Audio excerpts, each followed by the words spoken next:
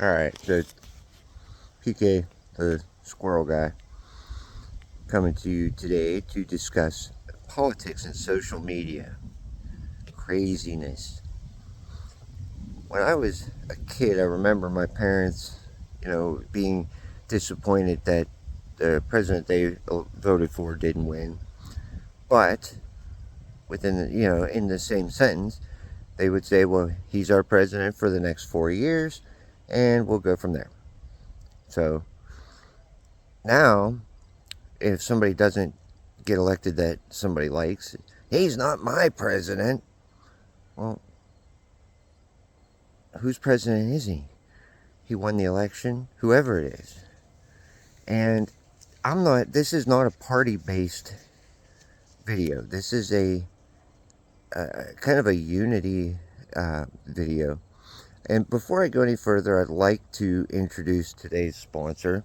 I brought one of my very special ex-girlfriend, Hillary, has decided to sponsor today's video, and she is definitely a supporter of the channel and would like to help out. So thank you, Hillary, for sponsoring today's video. And she's a little upset. I guess her husband Bill was cheating on her with an intern or something like that. So you never know. Sad things happen to people. But back to politics. So if your person doesn't win, that does not mean you are not part of this country anymore and those people aren't your leaders.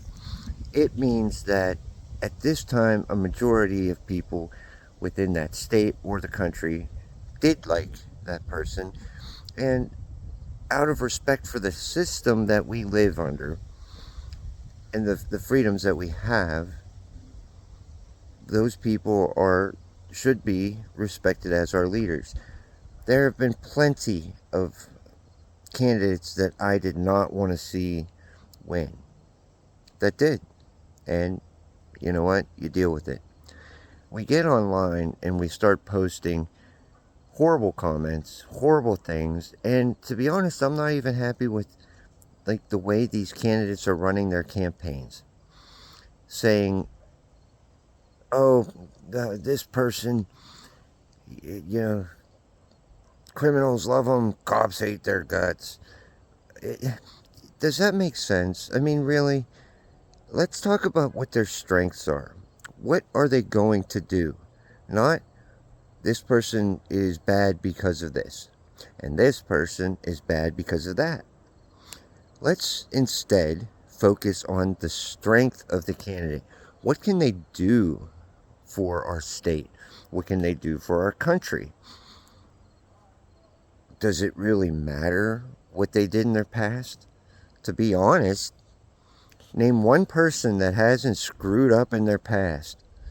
My God, if you looked at mine, you'd find that, I did all kinds of stupid things.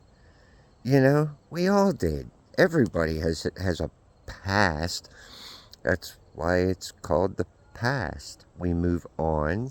We hopefully learn from it, and we grow. So my point is this: does it matter if your candidate wins? It's disappointing, but does it end everything? No. And right now, I think our focus as a country as a whole, as a people, has become so negative. I'm gonna rate everything I hate about this person, and if you don't like it, I'm gonna hate you. I'm gonna write everything bad I hate about you. Please don't do that for me. It's just too long a list. But at least to some people who knew me, it might be. But seriously, I don't care what a person did in their past, unless it was drug running or human trafficking or something horrible. Then I would be very happy to know and not be very fond of that candidate, obviously. But to have all these candidates out there that are just bad-mouthing each other, but not one has stood up to say, I want to do this for our country. I want to do that. I want to build this. I want to stop that. I want to help this. I want to help the economy grow. I want to stop illegal immigration. I think there are many good causes that can be championed, and I think that we need to look at who is, in our own minds and hearts, the best candidate for the job, for our state, for our local, and for our leadership of the country. I am not going to sit here and say what my position is, and I don't really care what yours is. I just don't want to see everybody hating each other because we disagree. There was a time when if one party was in control, the other would work with them to compromise on issues instead of shutting everything down on one end so that the other couldn't do anything. That's not helping us. That's not helping the people.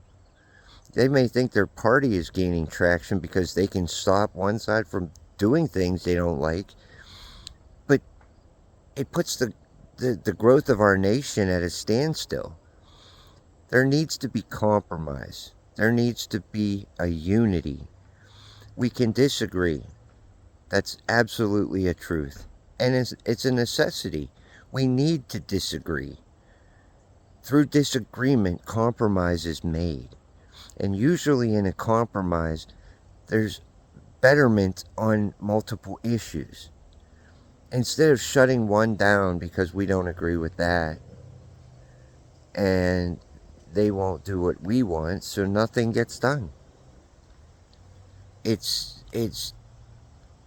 disheartening, to say the least. So I think as we move forward in this election season, let's work together to become more open-minded. If somebody disagrees, I was always taught you don't talk about two things, religion and politics. And that's very true in a lot of cases. But if you are going to discuss it, be respectful. Even on social media, people have gotten to the point where, because it's social media, we don't care because we're behind a screen. So we don't need to hide or be on our best behavior, which is kind of bullcrap, don't you think?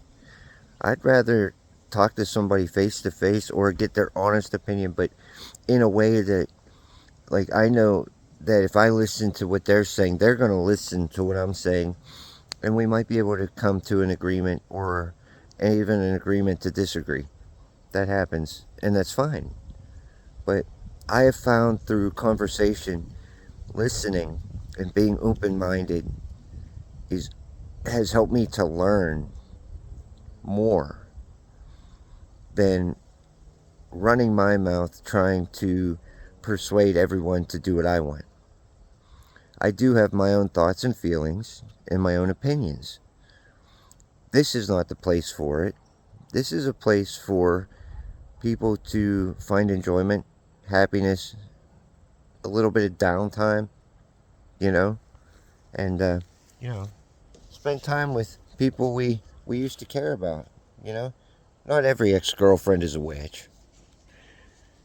But in any case, I hope you all have a great day. Remember to pet your dog, cat, ferret, hamster, guinea pig. Pet your pets. And say hi to your neighbor. And when you say hi, remember to listen. Hear what they have to say too. You might just learn something. Have a great day.